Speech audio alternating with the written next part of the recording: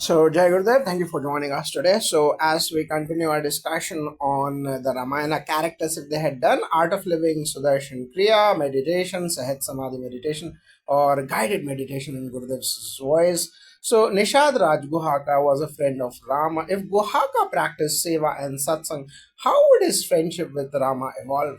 Yes, Jayagurudev Guhaka's devotion was pure with pranayama and satsang. His inner devotion would transform into universal love. Beyond just personal friendship with Rama, he would become a social leader, uplifting his tribal community through service. Gurudev's wisdom would inspire him to unite diverse groups under one dharmic umbrella. Instead of remaining on the margins, he would play a central role in spreading unity, seva, and inclusiveness.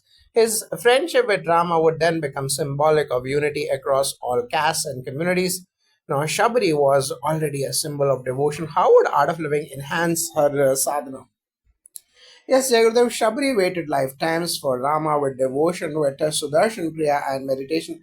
Her longing would transform into blissful waiting, free of anxiety. Her seva in preparing fruits would become an act of total mindfulness, filled with sacredness. With satsang, her devotion would inspire other seekers too. Gurudev's wisdom would make her realize that God resides in every heart, not just in awaiting Rama. The Shabri's story would evolve into a teaching of living devotion every day, not only in divine visitation. So, Sage Atri, if Sage Atri experienced the art of living programs, Sage Atri's tapas was already profound, yet by practicing Padma Sadhana and Trikal Sandhya, his guidance to Rama and Sita could include more practical ways for modern seekers to balance family and spirituality. He would inspire people that dharma is not withdrawal but harmony. His blessings, enhanced by Guru Puja, would spread deeper understanding of meditation's relevance in all walks of life. Thus, his role would expand from ancient tapas to becoming a modern guide for seekers balancing worldly and spiritual life. Now, Anasuya was Atri's wife. How would Anasuya's devotion be enhanced with the art of living wisdom? Yes, Anasuya exemplified chastity and strength by practicing Sudarshan Kriya. Her motherly compassion would expand beyond her family to embrace all beings.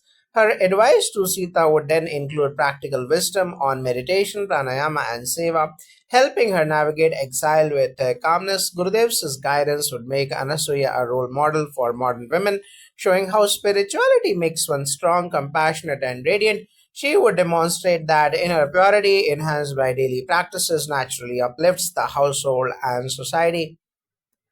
Now, if Trijita, the Rakshasi who comforted Sita in Lanka, practiced the art of living programs, how would her role change? Yes, Trijita already had compassion, but if she had learned meditation and Sudarshan Kriya, her empathy would have expanded beyond Sita to the entire Rakshasa clan. Her seva could have been to counsel others in Lanka, bringing hope amidst Ravana's tyranny. With mantra japa and Guru Puja, Trijita's faith would be stronger and her visions would become clearer. Divine guidance. She could have initiated satsangs in Lanka, inspiring Rakshasis towards dharma. Now, how would Surpanakha transform with the art of living practices? Surpanakha's lust and anger would dissolve with the pranayama and guided meditations.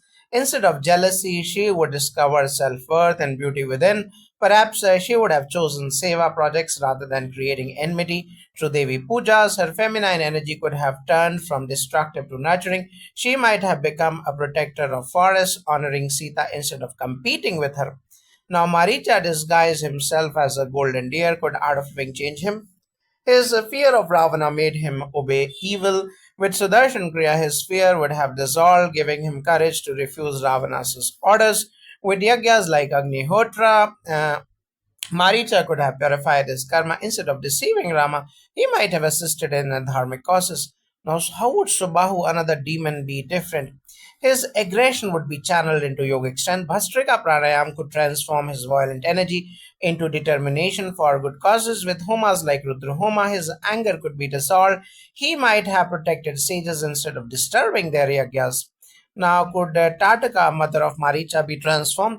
Yes, her grief and anger turned her demonic meditation, and satsang would have healed her pain, turning her into a nurturing motherly figure. Devi Puja could have invoked her divine Shakti. She might have been revered as a protector goddess instead of being slain. Now, Akampana, how would Akampana, Ravana's advisor, benefit from art of living? His cunning nature would have turned into wisdom had he done Padma Sadhana. Instead of misleading Ravana, he might have advised him towards peace with scriptural parayana. Akampana could have realized the futility of ego becoming a messenger of dharma. Now, Prahasta was Ravana's commander, could art of living alter his destiny. Yes, Seva would have made him a leader of protection rather than destruction. Instead of war, he could have led the peace building efforts by performing Guru Puja and listening to satsangs. His martial skills would have been directed towards guarding dharmic values.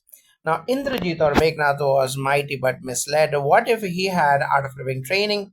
With the meditation and Guru's grace, Indrajit's ego would have melted. He would realize true victory is over one's mind, not others.